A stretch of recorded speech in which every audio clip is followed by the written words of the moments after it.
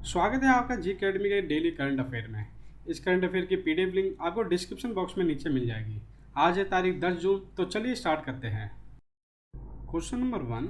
हाल ही में आईएनएस भारतीय नौसेना का जहाज इंडियन नेवी शिप, जिसका नाम है तरकस, किस ऑपरेशन के एक हिस्से के रूप में अपनी तीसरी यात्रा के लिए मेडिकल ऑक्सीजन की कंसाइनमेंट लाया है? तो देखिए, इसका आंसर है 2, ऑपरेशन समुद्र सेतु 2। भारतीय नौसेना ने भारत में ऑक्सीजन से भरे कंटेनरों के शिपमेंट के लिए ऑपरेशन समुद्र सेतु 2 शुरू किया था। ऑपरेशन समुद्र सेतु 2 को मई 2020 में कोविड की महामारी के दौरान विदेशों से भारतीय नागरिकों को वापस लाने के लिए राष्ट्रीय प्रयासों के तहत शुरू किया गया था।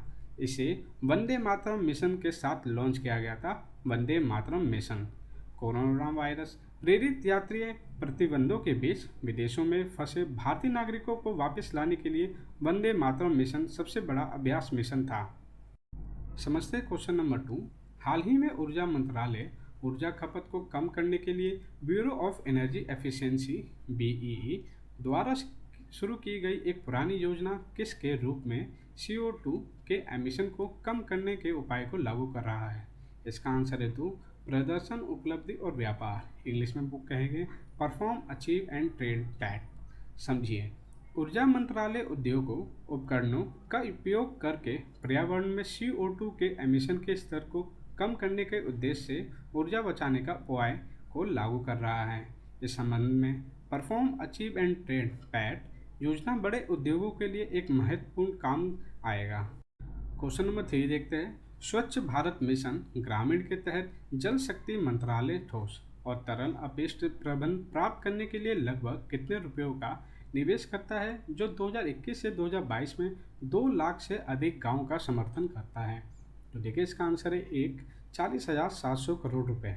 समझिए, इस मिशन के तहत धनराशि जिसे इकट्ठा करना जाना है वह अलग अलग जगह से इकट्ठा करना है, जैसे कि 14,000 करोड़ रुपए केंद्र का हिस्सा होगा, 8300 करोड़ रुपया राज्यों की हिस्सेदारी होगी, 12,730 करोड़ रुपए फंड्स को इकट्ठा करा जाएगा, 15 फाइनेंस कमीशन के द्वारा 1500 करोड़ रुपए राज्य द्वारा अन्य स्रोतों से निवेश किया जाएगा, जैसे बिजनेस मॉडल, CSR, अन्य योजनाएं आदि, और बचे हुए 41 करोड़ रुपए अन्य तरीकों से इकट्ठा करा जाएगा। Question number 4।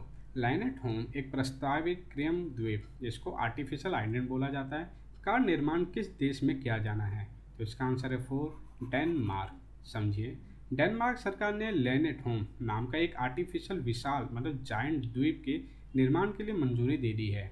यह द्वीप 2.6 स्क्वायर किलोमीटर के एरिया में होगा और बढ़ते समुद्र के स्तर को और तूफान से बचाने के लिए इसके चारों ओर एक बांध डैम का भी प्रयोग किया जाएगा। यह आइलैंड सुरंग, सड़कों और मेट्रो लाइनों के जरिए माध्यम से भूमि से जुड़ा होगा। क्वेश्चन नंबर 5 समझते हैं। हाल ही में इंटरपोल ने पारिवारिक DNA के माध्यम से लापता व्यक्तियों की पहचान करने के लिए किस नामक एक नया वैश्विक ग्लोबल डाटाबेस लॉन्च किया है? तो देखिए, इसका आंसर है 4, आई फैमिलिया। समझते हैं, आई फैमिलिया अंतर्राष्ट्रीय DNA के आधार पर लापता व्यक्तियों की पहचान करने के लिए एक ग्लोबल डाटाबेस है। डाटाबेस लापता व्यक्तियों या मरे हुए लोगों की पहचान करेगा जब पहचान करना संभव नहीं होगा। इसके बजाय परिवार के सदस्यों के DNA नमूनों का उपयोग करके इन सबको करा जाएगा। परिवार के सदस्य को अंतर्राष्ट्रीय खोज के लिए अपने डेटा का उपयोग करने के लिए अपनी सहमति भी देनी होगी। रिश्तेदारों द्वारा प्रदान किए गए DNA प्रोफाइल को होस्ट करने के लिए एक ग्लोबल डाटाबेस किसी भी आपराधिक डेटा से अलग रखा जाएगा। DNA मिलाने वाले सॉफ्टवेयर का नाम बोनापार्टो होगा। क्वेश्चन नंबर 6 समझते हैं। दूसरा सबसे अधिक सक्रिय अंतर्राष्ट्रीय गोल करने वाले खिलाड़ी कौन बन गए हैं? तो देखिए, इसका आंसर है 1, सुनील छेत्री, जो कि भारत से हैं। भारतीय फुटबॉल कप्तान सुनील छेत्री 7 जून 2021 को अर्जेंटीना के स्टार मेसी को पछाड़कर दूसरे हाईएस्ट एक्टिव इंटरनेशनल गोल करने वाले खिलाड़ी बन गए हैं। छेत्री ने अब 74 गोल किए हैं, जो मेसी से 2 अधिक है, और अब केवल पुर्तगाल के स्टार रोनाल्डो के पीछे है, जिन्होंने 103 गोल रन बनाए हैं। क्वेश्चन नंबर 7 समझते हैं। औषधीय पौधों और जड़ी बूटियों पर गुणवत्तापूर्ण रोपण सामग्री विकसित करने के लिए किस संगठन ने जून 2021 में राष्ट्रीय औषधीय पादप बोर्ड के साथ एक समझौता ज्ञापन पर हस्ताक्षर किए हैं? तो देखिए इसका आंसर है 3 राष्ट्रीय वनस्पति अनुसंधान संस्था, जिसको इंग्लिश में नेशनल बोटेनिकल रिसर्च इंस्टीट्यूट भी कहा जाता है। समझते हैं। नेशनल मेडिकल प्लांट बोर्ड और नेशनल बोटेनिकल रिसर्च इंस्टीट्यूट ने भारत में औषधीय पौधों और जड़ी बूटियों की खेती और उत्पादन को बढ़ावा देने के लिए एक समझौता ज्ञापन पर हस्ताक्षर किए हैं। नेशनल मेडिकल प्लांट बोर्ड द्वारा पहचाने गए औषधीय पौधों और जड़ी बूटियों की गुणवत्तापूर्ण की सामग्री के विकास की सुविधा के लिए करा गया है। क्वेश्चन नंबर 8 समझते हैं। निम्नलिखित में से किसने ऑनलाइन विज्ञापन में सत्ता के दुरुपयोग पर एक फ्रेंच एंटी ट्रस्ट जांच को निपटाने के लिए 220 मिलियन यूरो $268 मिलियन का भुगतान करने पर सहमति व्यक्त की है? तो देखिए इसका आंसर है 2 गूगल।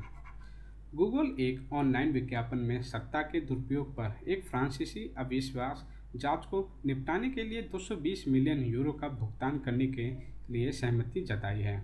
जुर्माना के अलावा गूगल ने अपनी गूगल विज्ञापन प्रबंधक सेवाओं की अंतः क्रियाशीलता में सुधार करने स्थिति को सुधारने का वादा भी किया है।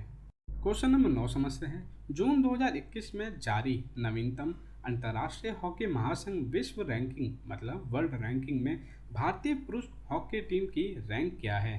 तो इसका आंसर है देखिए 4th रैंक है भारतीय हॉकी टीम की। समझते हैं। हॉकी में भारतीय मेंस टीम ने अपना 4था स्थान बनाए रखा है, जबकि महिला टीम इंटरनेशनल हॉकी फेडरेशन में वर्ल्ड रैंकिंग के 9वें स्थान पर रही है। क्वेश्चन नंबर 10 समझते हैं। कब लगेगा 2021 का पहला सूर्य ग्रहण? देखिए इसका आंसर है 10 जून। समझते हैं। भारत में 2021 का पहला सूर्य ग्रहण 10 जून 2021 को दिखाई देगा। सूर्य ग्रहण तब होता है जब चंद्रमा सूर्य के प्रकाश के सामने रास्ते में आ जाता है और पृथ्वी पर अपनी छाया डालता है। यह इवेंट दोपहर के 1:42 से शुरू होगा और शाम के 6:41 पर समाप्त होगा। यह ग्रहण के दौरान एक रिंग ऑफ फायर मतलब सूरज के चारों ओर जो कि छाया होगी वहाँ पे आपको रिंग ऑफ फायर भी दिखाई देगा। तो दोस्तों आज के करंट अफेयर का लेक्चर हम यहीं पे एंड करते हैं। आशा करता हूँ आपको लेक्चर अच्छे से समझ आया होगा। अगर वीडियो अच्छी लगी हो तो वीडियो को लाइक कीजिए, दोस्तों के साथ शेयर कीजिए और चैनल पर नए हो तो सब्सक्राइब करे बिना जाइएगा मत। मिलते हैं आपसे अपनी अगली वीडियो में।